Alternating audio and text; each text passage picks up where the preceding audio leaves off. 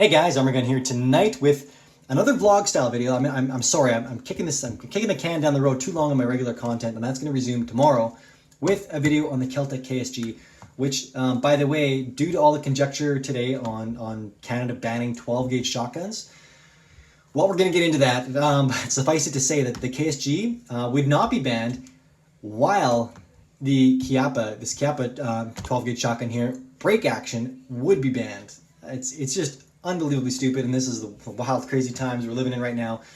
Bill Blair at the helm, along with Justin Trudeau, basically just the moron team, the clown parade that's running this country, which is, I don't know, some days, why am I even here? But I am, and I got faith that we're going to pull through this. It might be a couple dark years, but a government change will eventually happen. These guys are disenfranchising themselves so friggin' fast that I think it'll hopefully happen sooner rather than later. Anyways, today what we're going to do is we're going to talk about this proposed gun ban on this stuff, whether it's true or not true. I've also got Bill Blair's response. He's saying it's not true. The way the law is written argues that it might be. So it's going to be a little bit up for you guys to decide, but nonetheless, I'm going to give you guys the facts, where we're at with this stuff.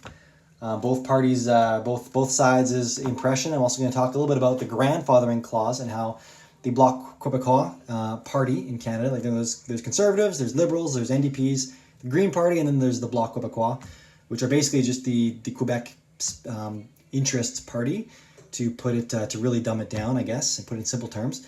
And the leader of that party is a big jerk, basically, and he's wanting there to be no grandfathering. He wants all the guns bought back. So we're going to talk about that.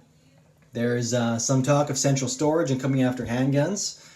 And I'm going to talk about a couple other cool things on this table here as well at the end of the video. So we're just going to get through this. Also, I got married on Friday, guys. Then the same day, ironically, that all this crap went down in Canada, I had the best day of my life, marrying the love of my life. And I'm super pumped about that. And that's it's helped me balance out this wave of like weird anxiety, depression, what's going on with all of my guns, with that. And I think I've somewhat ended up...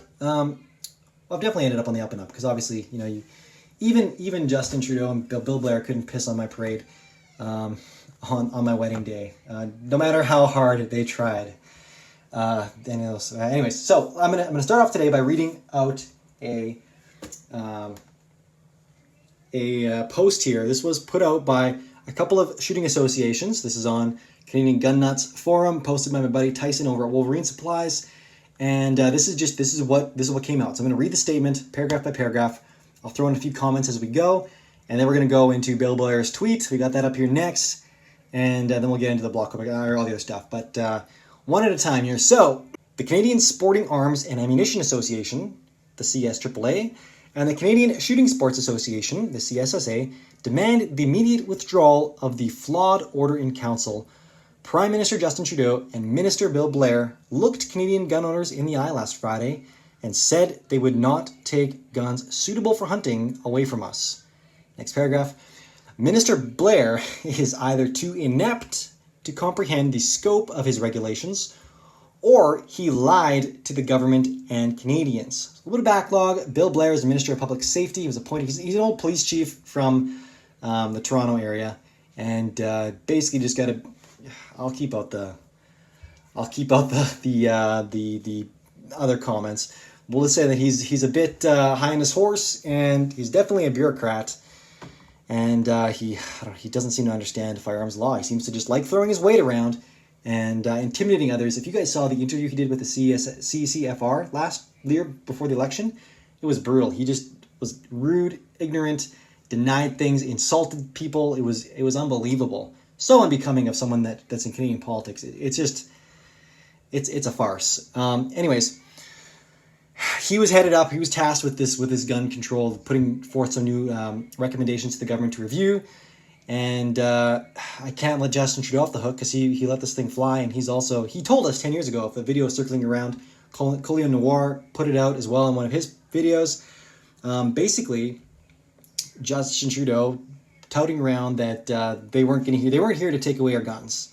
They believed in Canadians' rights to go out in the woods and shoot something, basically. So he's a big liar, and that's what it's coming down to be. And anyways, so third paragraph here.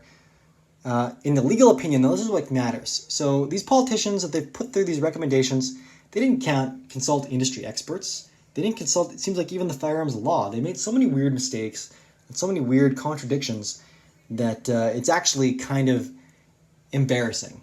It's very embarrassing. And I shouldn't say it's that surprising because these guys clearly don't understand what they're doing. But I'm putting too many I need to keep sticking to the facts here. So I'm going to shut up and read. So in the legal opinion of our firearms legal team, headed by Edward Burlew, LLB, one of the foremost experts in Canadian firearms law, Blair banned almost every modern 12-gauge and 10-gauge shotgun in Canada with removable chokes because they exceed the maximum bore diameter of 20 millimeters as defined in SOR-2020-96. Now what that is, that's this right here. You can see that's this, basically the publication that outlines all of these bans. And the spot near the bottom, this is all the these are all AR-15s. They made it sound like they banned all these firearms. They're all just AR-15s in different models, at least like 1,200 of them or something.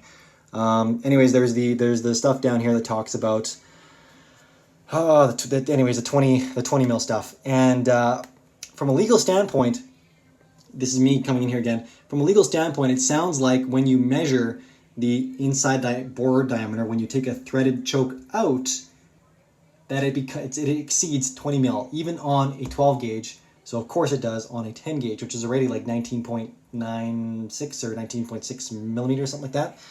Anyways, we'll get back to that in a second. I'll actually show you guys a little bit closer how that works. So fourth paragraph here. It is an estimated there are 1.5 to 2 million of these common hunting firearms in Canada. So they're banned targeted modern semi-automatic assault rifle style guns, right? Military style rifles, which we'll say in air quotes. And that was about 250,000 guns roughly, based on their numbers, which are way understated, like unbelievably understated. Now we're talking about 1.5, 2 million in addition to the other stuff. So we've basically gone up tenfold. So anyways, next up,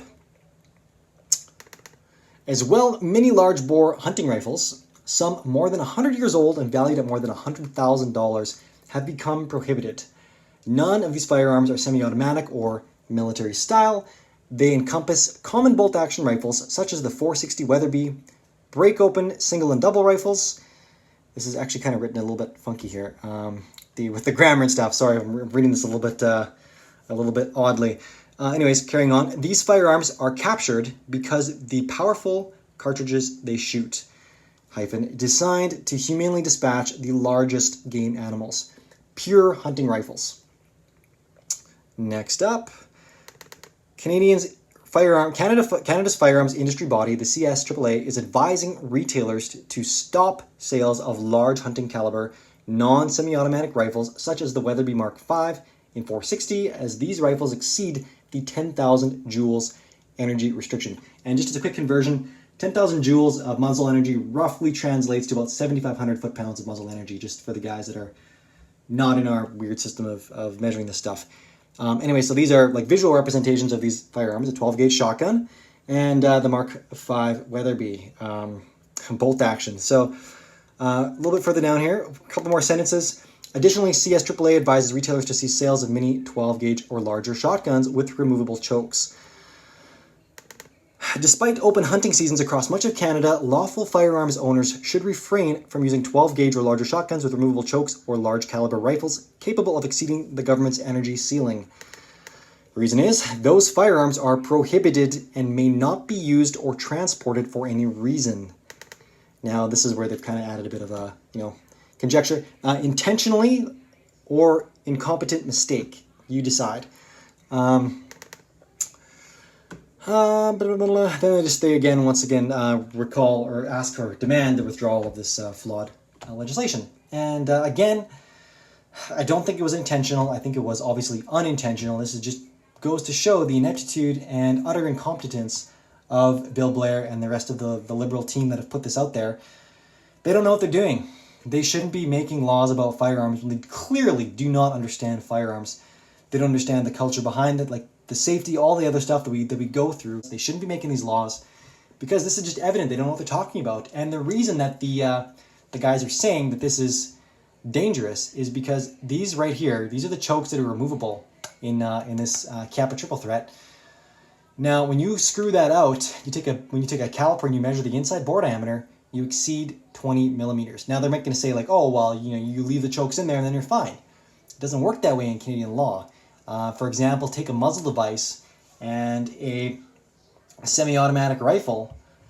Actually, a lot of rifles, because overall length and barrel length come into play with a lot of our regulations in terms of classifying a weapon, or a firearm rather, whether it's non-restricted, restricted, or prohibited even. So if you take a barrel with a given length, a threaded barrel, you thread on a muzzle device, that threaded on muzzle device does nothing to enhance your barrel length or your overall length of your firearm. Even if you pin and weld it. I mean, if you pin and weld it, you'll technically, I think, increase your overall length, but it doesn't factor for semi-automatics for in terms of the barrel length. Literally, if you want to get away with that, you actually have to have the muzzle device milled into the end of the barrel blank, which is kind of crazy, but that's the way it works. Pinning welding does not change that. Now, with that in mind, if you pin and weld this in place to say that it was, was a fixed in place choke, non-removable, that wouldn't matter because it was done after the fact. The barrel itself in that spot exceeds 20 diameter or 20 mil diameter. Now, I don't know if that matters, like if just the threaded portion matters versus the rest of this, but I mean, it's scary. And the way the law is written can really be, in Canada anyways, it's not clear, it's convoluted, and it can be twisted against you. Police officers in Canada, they can lay charges regardless of whether or not they're in the right. They lay the charges, it's up to you to defend yourself in court and prove those charges wrong, right? So if I was outside right now shooting this gun, which was illegal to do last week, even though Bill Blair has come out and said that, no, this is fine, a police officer could show up, could thread out my choke, put a caliper in there and say, no, over 20 mil, I'm charging you with this, and there's huge criminal consequences associated with that. It's ridiculous for small, innocent crimes like that, or breaches of the law like that. You can have crazy consequences. I've had friends that have been dragged through the system for things like unsafe storage that were eventually thrown out of court because the officers that laid those charges, they were just so ridiculous that they weren't going to hold up and the government was going to lose the case, so they just threw out the charges, right? So this happens. This is what happens in Canada. So shooting from the hip, so to speak, with this type of legislation is incredibly dangerous with shotguns, millions of Canadians, literally millions. That for everyone that has a shotgun like this, that's inadvertently goes out to shoot a clay, shoot a pest, whatever. If their shotgun is removable chokes, it is of the opinion of the legal team, Edward Berlew, who I guarantee understands all of this stuff. His career is understanding firearms legislation in Canada. Bill Blair's is throwing out some tweets and looking grumpy on camera once in a while and throwing gun owners under the bus, right? That's pretty much him. So, and we're gonna get to his tweet in a second here. So, I don't know. At the end of the day, it's up for you guys to decide. That's the way the law is written. It's open to interpretation, maybe. It's hard to say. So, you can make the case for it. You can make the case that it's ridiculous. But at the end of the day, are you willing to risk it? And I'm not going to be posting any pictures or videos of me shooting this thing until I get clarification. The KSG Tactical, on the other hand, has external thread. This is crazy. This thing has external threads, and it is fine. So, because yeah, it's it's over here, and it doesn't have internal chokes. Instead, it's got external chokes, or an external threaded barrel. So that's actually really funny to think that the sporting gun again is the one in question, and the scary tactical bullpup looking one is just fine. So, anyways, let's get into this tweet, which Bill Blair put it out 2 hours ago here. So there's the second one up here and the first one down here. So this is what he's saying.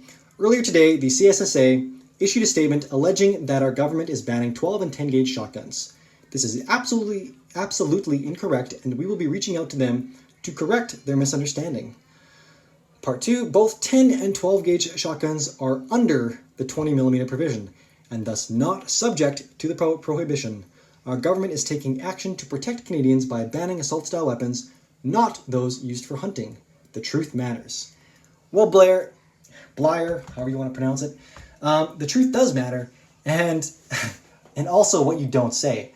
He did not discuss 8-gauge shotguns. He did not discuss the 460 Weatherby with the which is clearly a hunting rifle, or the other big double and triple rifles, or the really old 4-bore, like stuff that's relics, antiques, and in some cases beautifully engraved and worth in excess of $100,000. He didn't comment on those, and his silence, like it has in the past, is an inside joke to Canadians, speaks volumes of it in its own accord. So he might have said that 12 and 10 gauge aren't targeted because they're under the 20 millimeter thing. I mean, sure, if you take the barrel blank, that's what it is. But when it's machined out for removable chokes, again, where do you draw that line, right? Again, an officer could literally lay that charge, and it would be up to you to defend it in court. And that is not false. That is the reality of the situation up here. So I think it's super irresponsible that they did this to so many Canadians.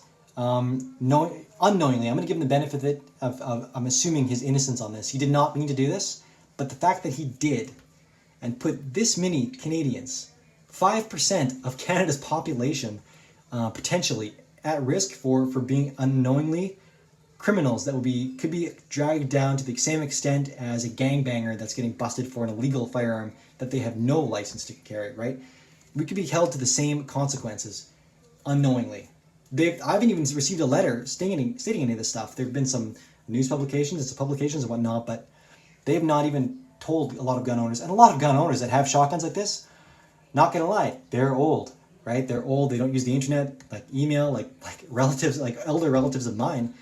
They don't know about any of this stuff, and they could unwittingly, unknowingly be doing it. And it's just unbelievably irresponsible. I'm not even going to get into the massive failure that was their response to the last shooting in Canada, because that was unbelievable in and of itself. But again, they do it again. They do it over and over again. This government is not capable legislate on firearms, and it should be left to experts. You know what? It is what it is. Let's move on to the next crazy thing, which is Quebec wanting not Quebec. Quebec's awesome, but the Bloc Québécois. Look at this. This is again another post on Canadian Gun Nuts. So take it from what you will. There is actually there's a quote down here. However, the Bloc is warning that its support won't come without conditions. The support being of the gun ban. In a tweet sent out Monday morning, Bloc Québécois leader, I might butcher his name, but I don't really care. Yves Francois Blanchet, said he's getting mixed messages about whether the ban will be mandatory for all owners of the now prohibited military-style firearms. Prime Minister told me Thursday that the buyout program would be imposed. I also heard yesterday, amazed, the opposite of the show. Whatever. Our support is not without conditions. If the buyback is optional, the settlement loses a lot of effect, Blanchet said in his tweet, according to the translation provided by his office. Basically, he's saying that, Francois Blanchet said today that he will make sure there is no grandfathering clause in the final version of the firearm ban. He will only support a bill that buys back all of the banned guns without exception. So, that's, again, just a crazy, angry guy that really doesn't care about the rest of Canada. He pretty much only cares about the interests of Quebec. And even then, I'm sure a lot of people in Quebec are going to be pretty angry with, at least all the gun owners. It's absolutely ridiculous, and people that value the economy. And anyways, that's just crazy. But that's kind of what we're dealing with up in Canada here. And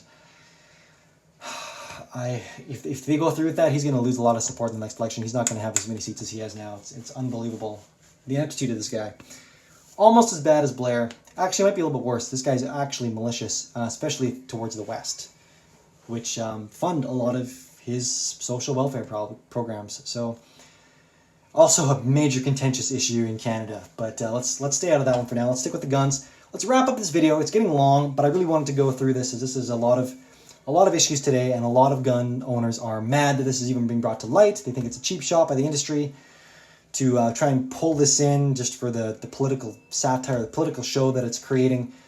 But I do think that the importance of this is to show that they're throwing the law around like a loose cannon, and the law has the power in Canada. These laws can ruin a person's life. And the sheer apathy and lack of understanding that they're being implemented with is just, it's unbelievable. Anyways, fun stuff now on the rest of the table. We're going to jump into handguns. Oh yeah, they're coming after handguns too. They're not done. They're going to strike more while the iron's hot. So expect more crazy legislation to come out targeting handguns, proposing central storage. I even heard a rumor that they were going to go after, this is the angle, just if you guys are interested. Central storage, even for things like potentially hunting rifles. Not even kidding. This is the rumor that came out. Handguns and shotguns and things like that, on the premise that if they're centrally stored, suicides and domestic abuse will be harder to commit because the guns won't readily be available in the house for them to be accessed and used in these things in the heat of the moment, right? So that's the grounds they're going to start going around for central storage for all firearms. Not even kidding. This is crazy, scary stuff. And people need to be made aware. This could be a rumor, this could be substantiated or unsubstantiated, but I would get it out there so that people understand the gravity of the situation that we are in and the stuff they think they can potentially get away with. So that apparently came from a liberal insider in the party that is a gun owner and sympathetic to our cause. So could be some random dude on the internet just spouting lies, but they are coming after handguns. We know that. Anyways, fun stuff. That was this, and that was this cute little Browning 22. Oh, this thing is just a dream to shoot. This 45 by SIG. SIG makes really nice 1911s, by the way. You get a lot of value for your money there. Fun stuff on the table. We've got a Knight's Armament triple tap. This is an Inconel muzzle brake. These things are crazy expensive to make. I guess it's a really tough material to machine. And big thanks to a buddy that brought this up to me. I got a couple other Knights things that we're going to be reviewing here soon. And added that to my collection from him just for doing him another favor. And man, it was a beauty. Thanks a ton, buddy. Again, big thanks to Tyson Wolverine Supplies for that initial post that I read out to you guys. Last week on my Instagram page to participate in the Cross Mag giveaway. I've done 4 posts as of this morning. Doing my 5th one soon, and the competition will end, or the giveaway will end within 2 days of that post. You can still enter for all the previous posts. It's just you tag a friend, follow me, follow the company, the Cross Industries, and that's all you need to win. You can get as many entries as you want by just tagging friends in all the 5 posts that are going to be out. So stay tuned for that. It's going to be wrapping up really quick. Next month's giveaway is going to be via Go Big Tactical. We got some Area 419 stuff going out. Really cool stuff. So again, check out Go Big Tactical. Thank you to Tom for all your support. Cool little morale patch up here with an AR-15 all decked out with a Law Tactical folder, which just arrived in the mail. Super pumped. This one is for the HK417. I'm gonna be taking a look at that thing pretty slick, pretty soon on my 417. Which let's get that up here for a quick second. Seeing as it's been banned in more ways than one now, seeing as it's got a grenade launcher on the front, which by the way, I only have rubber projectiles for it. All you can get for these things in Canada is pretty much these. This is a rubber round. They use these in riots to, like shoot at protesters that are just to give them a bruise and tell them to back down, basically.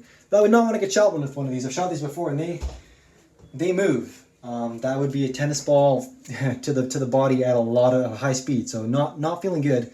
But anyways, again, for the guys that want to come after the big stuff, that's a glorified Nerf gun. Like, get your heads out of your arses. Like, ridiculous. And they're coming after it. You can't get HE explosives or grenades in Canada. You can't. That's all of these things. That'll be a gear review. We'll get the gun kitted out. We'll do a kit out video and an upgrading video on the 417. Then we'll do a gear review specifically on that Law Tactical folder.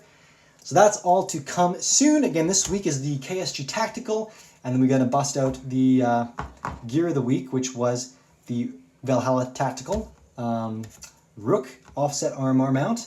Guys, that's it. That's a lot of talking for tonight. We're gonna cut her there. If you guys want to help the channel out, I'm now a gun owner with a large chunk of my collection that I can't do anything with right now. So I'm kind of feeling the hurt for that. I've got some tricks up my sleeve so that I can still use it and create content with it, even shooting content. But that'll be coming down the road. Hopefully, with some industry partners that are going to help make that possible. So advance thanks to them for that. So no worries. Again, I'm not going anywhere, but I could use your support monetarily to support the channel. Hit me up on Patreon for that. I make myself available to my patrons every Sunday if they got questions. hit me up, you know, whether it's talking shop, whether it's asking weird questions about this crazy laws, all that kind of stuff. Just get on there. For the small donation of $2-3 a month, I will make myself available to, or more if you feel so inclined. Definitely appreciate it, but I will make myself available for you guys there, and all that funds goes directly into stuff for the channel, guns, mags, ammunition, lighting gear, all that kind of stuff, right? So we're not going anywhere. We're sticking around. We got lots of fun and stuff on the way, and that's it. Thanks a ton, guys. Arm&Gun out.